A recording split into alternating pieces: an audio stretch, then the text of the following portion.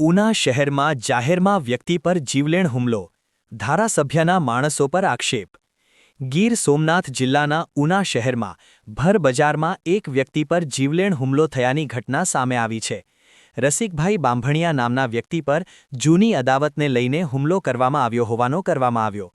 માહિતી મુજબ રસિકભાઈ બાંભણિયા કોર્ટ કામે ગયા હતા અને વકીલની ફી આપવા માટે બેંકના એટીએમમાંથી રૂપિયા ઉપાડવા ગયા હતા.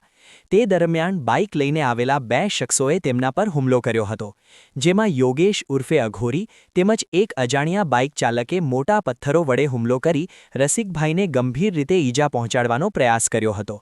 હુમલાખોરોએ પથ્થરોના ઘા મારી તેમને જાનથી મારી નાખવાનો પ્રયાસ કર્યો હોવાનો આક્ષેપ કરવામાં આવ્યો છે.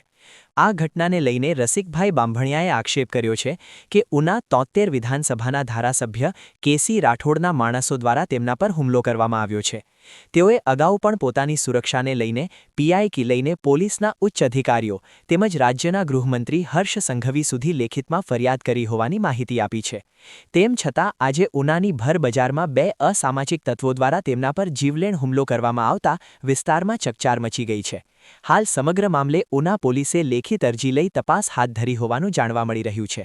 હવે જોવાનું એ રહ્યું કે ગૃહમંત્રી સુધી ફરિયાદ પહોંચ્યા બાદ થયેલા આ હુમલાની ગંભીરતાને લઈને પોલીસ દ્વારા કઈ પ્રકારની કાર્યવાહી કરવામાં આવે છે.